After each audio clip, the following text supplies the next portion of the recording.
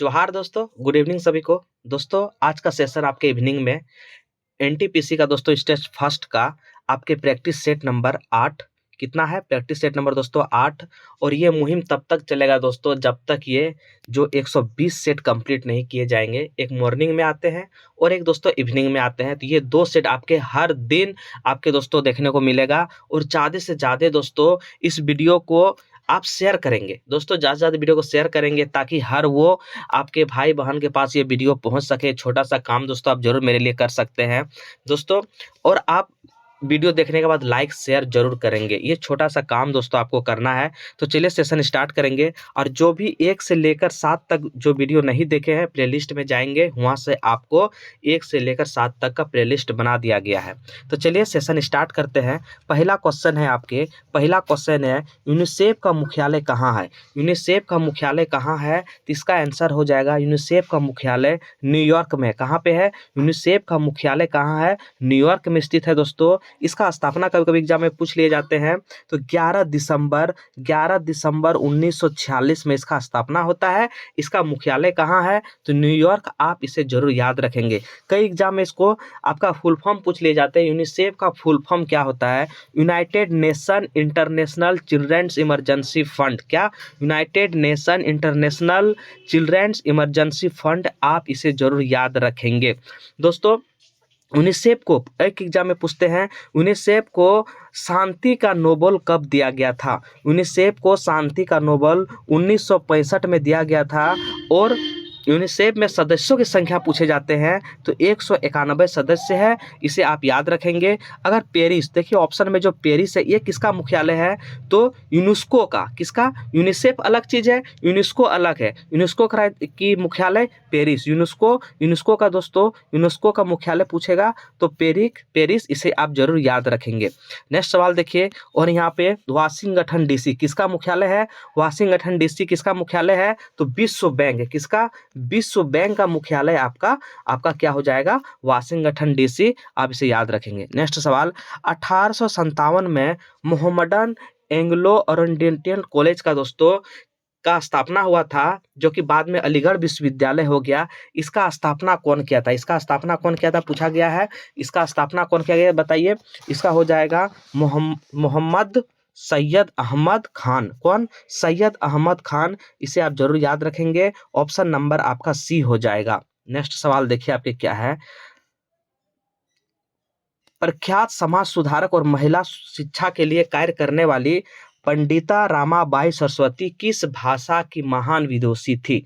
ये पूछे गए हैं किस भाषा की, तो ऑप्शन नंबर आपका सी हो जाएगा। संस्कृत भाषा की दोस्तों ये महान विख्यात थी। आप इसे जरूर याद रखेंगे। नेक्स्ट देखिए आपके क्या है क्वेश्चन। संयुक्त राष्ट्र यानी यूएनओ सुरक्षा परिषद में अस्थायी सदस्यों का दोस्तों कार्यकाल कितना होता है? एक अस्थायी होता है, एक अस्थायी होता है। इसमें पूछे गए हैं अस्थायी सदस्यों का कार्यकाल कितना होता है? तो 2 वर्ष। कितना होता है? 2 वर्ष। इसे आप जरूर याद रखेंगे। आपके अस्थाई कितना है? तो ये 5 अस्थाई है। और अस्थाई दोस्तों 10 सदस्य अस्थाई होते हैं। इसे जरूर याद रखेंगे। नेक्स्ट सवाल, वर्तमान में संविधान के 8वीं अनुसूची में कितने भाषा शामिल किए गए हैं? तो भाषा दोस्तों कितने हैं? तो 22 भाषा को शामिल किए गए हैं। इसे आप जरूर याद रखेंगे। कई बार एग्जाम में पूछे जाते हैं, यहाँ से 2-4 फैक्ट आप जरूर याद रखिए। कई एग्जाम में इसको पूछे जाते हैं। पहला क्वेश्चन है कि आपके 14 भाषा तो संविधान निर्माण के समय ही हो गया था। 15वां भाषा पूछेगा तो ये क्या है? सिंधी है 15वां भाषा। ये 21वां संविधान संशोधन 1967 में इसके जोड़ा गया था। सिंधी को जोड़ा गया था। इसे आप याद रखेंगे। उसके बाद दोस्तों 71वां संविधान संशोधन होता है। 71वां संविधान संशोधन 1992। कब? 1992 में कोंकणी, मणिपुर और नेपाल। कोंकणी दोस्तों, मणिपुर और आपके नेपाल यानी नमक से इसको आप याद रख सकते हैं।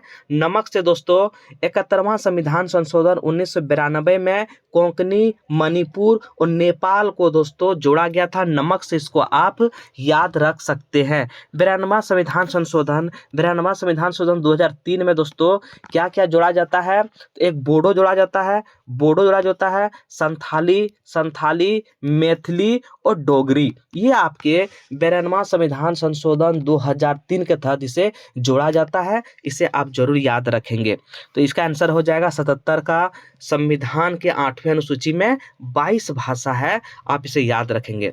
नेक्स्ट सवाल, दिल्ली की जामा मस्जिद का निर्माण किस वर्ष पूरा हुआ था?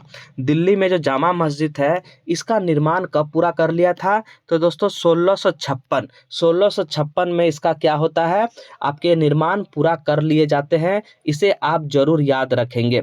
दिल्ली में दोस्तों जो जामा मस्जिद है इसका पूछे जाते कौन बनाया था, पूछे जाते एग्जाम में कौन बनाया था, तो ये बनाया था कौन? शाहजहां द्वारा। शाहजहां द्वारा इसे बनाया गया था, ये भी आपको याद रखना है। नेक्स्ट सवाल, अगर वीडियो अच्छा लगे दोस्तों ज़्यादा से ज़्यादा आप शेयर करेंगे वीडियो को, ज़्यादा से ज़्यादा, और लाइक करना ना भूलें, लाइक नहीं। चलिए नेक्स्ट सवाल है आपके 79 का क्या है? 79 का, भारतीय रिजर्व बैंक की स्थापना कब हुई थी? भारतीय रिजर्व बैंक की स्थापना कब हुई थी? तो ये हुआ था अप्रैल 1935। कब हुआ था? अप्रैल 1935 में यह दोस्तों इसका स्थापना हुआ था। इसे आप याद रखेंगे। कब? अप्रैल 1935। आपको अगर याद होगा तो बताएंगे किस समिति द्वारा इसका ये हुआ था, किस समिति द्वारा इसको किया गया था, आप इसे जरूर कमेंट करेंगे। 2011 की जनगणना के अनुसार भारत का लिंग अनुपात क्या है? 2011 का जनगणना के अनुसार भारत का आपके सेक्स रेशियो क्या है, ये बताना है। ये है दोस्तों कितना? 943 यानी 943। कितना है? 943। सबसे ज़्यादा अगर बोलेगा कि सेक्स रेशियो किस राज्य का है तो वो केरल है। कितना है? केरल है। कितना है? तो 1084 केरल का है। ये दोस्तों आपको याद रखना है। नेक्स्ट सवाल देखिए आपका क्या है? राज्य भाषा अधिनियम की धारा 3 के माध्यम से संघ के राज्य कार्य के लिए अंग्रेजी भाषा के निरंतर इस्तेमाल किस वर्ष लागू किया गया था? जो राज्य भाषा धारा 3 के तहत दोस्तों जो है अंग्रेजी भाषा का जो इस्तेमाल होता है कार्य में करने में, इसको इस्तेमाल कब किया गया था? तो 1965 में। कब? 1965 में इसको इस्तेमाल किया गया था। नेक्स्ट देखिए, भारतीय अंतर्देशीय जलमार्ग प्राधिकरण के अनुसार भारत के नौगम्य अंतर्देशीय जलमार्ग की कुल लंबाई कितनी है? दोस्तों इसका जलमार्ग की कुल लंबाई पूछे गए हैं तो हो जाएगा 14,500 किलोमीटर। कितने? 14,500 किलोमीटर। ये आपको याद रखना है। नेक्स्ट सवाल, सांभर झील कहाँ स्थित है? सांभर झील कहाँ स्थित है? ये सांभर झील राजस्थान में है। ऑप्शन नंबर आपका सी हो जाएगा। भारत का सबसे नमकीन झील सांभर झील है। सबसे नमकीन झील है ये। क्या है? सबसे नमकीन झील कौन है भारत का? तो ये आपके सांभर झील है जो कि राजस्थान में है। आपको याद रखना है। यहाँ से क्वेश्चन पूछे जाते हैं, सबसे मीठे पानी का झील, सबसे मीठे पानी का झील क्या हो जाएगा? सबसे मीठे पानी का झील क्या हो जाएगा? ये हो जाएगा वुलर झील। क्या हो जाएगा? वुलर झील। इसको भी याद रखना है, वुलर झील। वुलर झील सबसे, जो कि ये जम्मू कश्मीर में, कहाँ पे है? जम्मू एंड कश्मीर, यानी जम्मू कश्मीर में वुलर झील है। यहाँ से और क्वेश्चन पूछे जाते हैं। देखिए 2-4 फैक्ट आप याद रख लेंगे, अगर एग्जाम में टकरा गए तो आपका आंख टिक हो जाएगा। कृत्रिम झील गोविंद पल्लव पंत सागर, कृत्रिम झील है ये, आप इसे याद रखेंगे। लोनार झील जो उल्का पिंड से गिरने से बना था, आप कमेंट करेंगे लोनार झील कहाँ है? उल्का पिंड गिरने से एक झील बना है, उसका नाम है लोनार झील। लोनार झील जो है, मैं बता दे रहा हूँ दोस्तों, ये महाराष्ट्र में है। आप इसे याद रखेंगे। नेक्स्ट सवाल आपके क्या है? नेक्स्ट सवाल देखिए आपकी क्या है? तो वर्णनात्मक इतिहास की पुस्तक इंडिया आफ्टर गांधी किसने लिखी है? इंडिया आफ्टर गांधी किसने लिखी है, इसको बताना है। इसका आंसर हो जाएगा रामचंद्र गुहा। किसने लिखा है? रामचंद्र गुहा। दोस्तों आप इसे जरूर याद रखेंगे। कुछ इंपॉर्टेंट्स आपके बुक और उसका अथॉरिटी का नाम है, उसे आप जरूर याद रखेंगे, जैसे कि द मदर टेरेसा कौन लिखा है? मदर टेरेसा कौन लिखा है दोस्तों? ये आपके कौन लिखा है? ये लिखा है नवीन चावला। कौन लिखा है? नवीन चावला इस पुस्तक को लिखा है, आप इसे याद रखेंगे। नवीन। राजीव, राजीव किसने लिखा है? राजीव किसने लिखा है? बुक का नाम है राजीव। ये लिखा है किसने? सोनिया गांधी। किसने लिखा है? सोनिया गांधी, आप इसे याद रखेंगे, सोनिया गांधी। लज्जा, लज्जा कई एग्जाम में पूछे जाते हैं। लज्जा, लज्जा लिखे हैं तस्लीमा नसरीन। तस्लीमा नसरीन लज्जा पुस्तक को लिखे हैं। इतने सारे आप जरूर याद रखना है। नेक्स्ट सवाल देखिए आपके क्या हो जाएगा। फतेहपुर सीकरी में स्थित बुलंद दरवाजा अकबर द्वारा अपनी विजय के प्रतीक के रूप में बनाया था। ये क्या आंसर हो जाएगा? गुजरात। गुजरात जब वो विजय करके लौटे थे, बुलंद दरवाजा दोस्तों ये बनाया था। आपको याद है तो 85 का ऑप्शन नंबर आपका ये ऑप्शन नंबर ए हो जाएगा। भारत के राष्ट्रपति द्वारा लोकसभा में एंग्लो इंडियन समुदाय से कितने सदस्य मनोनीत किए जाते हैं? कितने सदस्य? ऑप्शन नंबर आपका डी है। आप कमेंट करेंगे एंग्लो इंडियन समुदाय को प्रेजेंट टाइम में हटा दिया गया है कितनवां संविधान संशोधन के तहत? आप ये जरूर कमेंट करेंगे। नेक्स्ट सवाल देखिए आपके क्या है। भारत में पहली ब्रिटिश प्रेसिडेंसी की स्थापना कहाँ की गई थी? इसकी स्थापना तो सूरत। कहाँ पे? सूरत, आप याद रखेंगे। 87 का ऑप्शन नंबर आपका बी हो जाएगा। नेक्स्ट सवाल देखिए आपकी क्या है। नेक्स्ट सवाल देखिए, नेक्स्ट सवाल है आपके, भारत में श्वेत क्रांति का जनक किसे माना जाता है? भारत में श्वेत क्रांति का जनक वर्गीज कुरियन। ऑप्शन नंबर आपका सी हो जाएगा। श्वेत क्रांति का जनक वर्गीज कुरियन दोस्तों, आप इसे याद रखना है। नेक्स्ट क्वेश्चन देखिए आपके क्या है। नेक्स्ट क्वेश्चन आपके हैं, फसलों के लिए निम्नलिखित में से कौन सा निकाय न्यूनतम समर्थन मूल्य का आपका अनुशंसा करता है? कौन करता है? 89 का देखिए आपका क्या आंसर हो जाएगा। 89 का ऑप्शन नंबर बी हो जाएगा। CACP, CACP करता है, ऑप्शन नंबर बी हो जाएगा। संसद द्वारा निःशुल्क और अनिवार्य शिक्षा का अधिकार अधिनियम किस वर्ष पारित किया गया था? Option number B 2010। कब? 2010 को पारित किया गया था, अब इसे याद रखना है। गांधी स्मृति एवं दर्शन समिति का गठन कब किया गया था?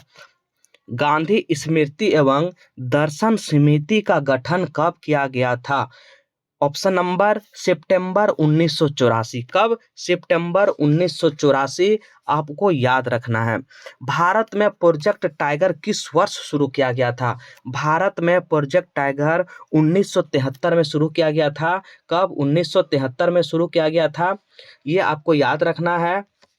नेक्स्ट सवाल देखिए आपके क्या है। भारत में पहली यात्री रेलगाड़ी कब चली गई थी? भारत में पहली यात्री रेलगाड़ी 1853 में चला गया था। प्रथम रेलगाड़ी 1853 में चला गया था। कहाँ से कहाँ तक? तो बॉम्बे, बॉम्बे से थाने के बीच चले गए थे। कहाँ से? बॉम्बे से थाने के बीच चले गए थे और 34 किलोमीटर का दोस्तों सफर तय हुआ था। आप इसे याद रखना है। कितना? आपके 34 किलोमीटर। नेक्स्ट सवाल देखिए आपकी क्या है। उस समय दोस्तों अगर वायसराय आपसे एग्जाम में पूछ लेंगे तो डलहौजी, उस समय वायसराय कौन था? लॉर्ड डलहौजी, डलहौजी था, आप इसको याद रखना है। आपके डलहौजी के समय में चले गए थे।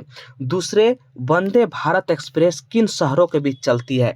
दूसरे आपके वंदे जो है किनके बीच चलती है? दोस्तों पहला तो आपके दिल्ली से बनारसी चलती है, एक सेट में आया था। पहला किसके बीच में?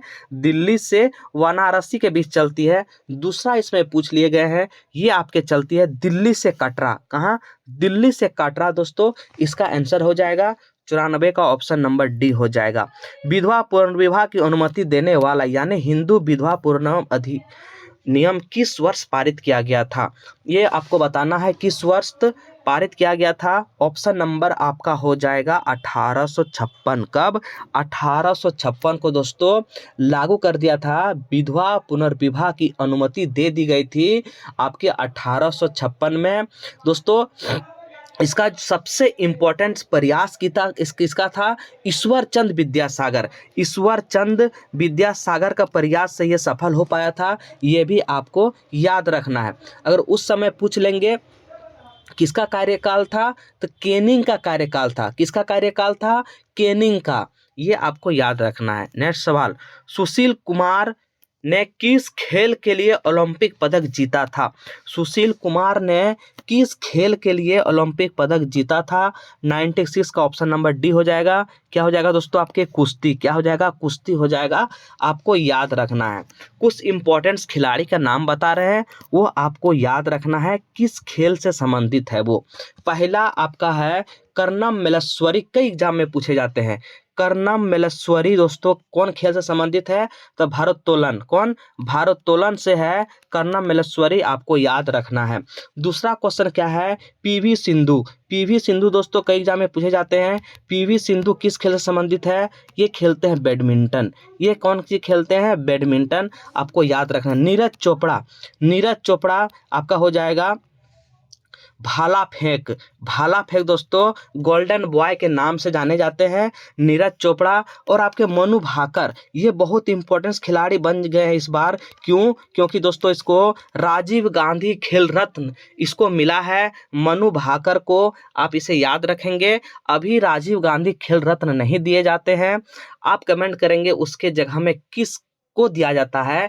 खेल का सबसे बड़ा पुरस्कार है वो राजीव गांधी खेल रत्न मनु भाकर को दिए हैं, और 3 खिलाड़ी को साथ में दिए हैं, वो भी आप कमेंट करेंगे किसको किसको दिए हैं। तो चलिए सेशन को इतना ही दोस्तों। आपके सेट नंबर 8 आज कंप्लीट हुए। कल मॉर्निंग में फिर एक सेट आएंगे, इवनिंग में सेट आएंगे। इस तरह से दोस्तों मुहिम 120 सेट का है। कितना है? 120 सेट का मुहिम है दोस्तों। हम लोग आज 8 सेट कंप्लीट कर लिए गए हैं, और नेक्स्ट दोस्तों आपके 2-2 सेट हर दिन आएंगे, और ये एनटीपीसी क्वेश्चन बैंक को कंप्लीट कर लिए जाएंगे। आगामी जितने एग्जाम है, जो भी जीएस पूछेंगे इससे बाहर नहीं जाएंगे। तो चलिए इजाजत दीजिए। जय हिंद, जय भारत, और वीडियो ज़्यादा से ज़्यादा शेयर करेंगे।